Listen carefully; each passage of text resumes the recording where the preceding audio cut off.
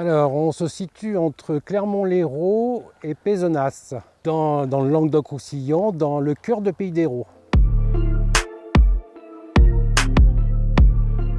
Alors, la Clairette du Languedoc est une appellation qui tire son nom du cépage Clairette blanche. La Clairette blanche, elle, est un vieux cépage endémique qui aurait été introduit par les Phéniciens entre le 7e et 6e siècle avant Jésus-Christ. On le trouve sur toute la côte méditerranéenne en France, de la frontière italienne jusqu'au port de Narbonne. Et on le trouve souvent en association dans les grands crus rhodaniens ou provençaux.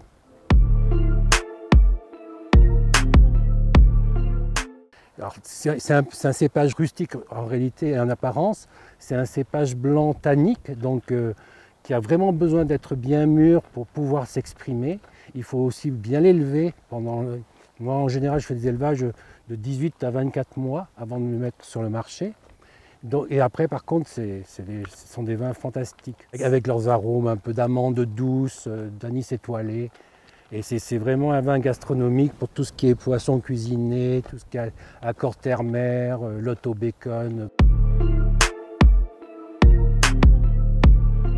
En fait, la Clairette fait partie de tous ces cépages boucs émissaires ou maudits des années 70-80, quand il y a eu la restructuration en Languedoc. On a arraché tous les cépages dits méridionaux pour les remplacer par des soi-disant cépages améliorateurs, comme des cabernets, merlot ou chardonnay. Et maintenant, on s'aperçoit que finalement, ce sont nos cépages endémiques qui sont les plus adaptés à notre terroir. Comme quoi, il n'y a pas trop de hasard. Le cahier des charges date de 1936, c'est l'appellation reconnue en 1948. On peut le faire en sec, en demi-sec, en moelleux et en rancio. Alors moi ici, je le fais en sec et en rancio moelleux. Et en fait, déjà, il y avait 4 terroirs déterminés sur l'appellation. Les terroirs volcaniques de Verfontes, les terroirs de schiste de Cabrières, les terres blanches de Paulan à Dissan et le Villafranchien, qui est le bas des terrasses du Larzac.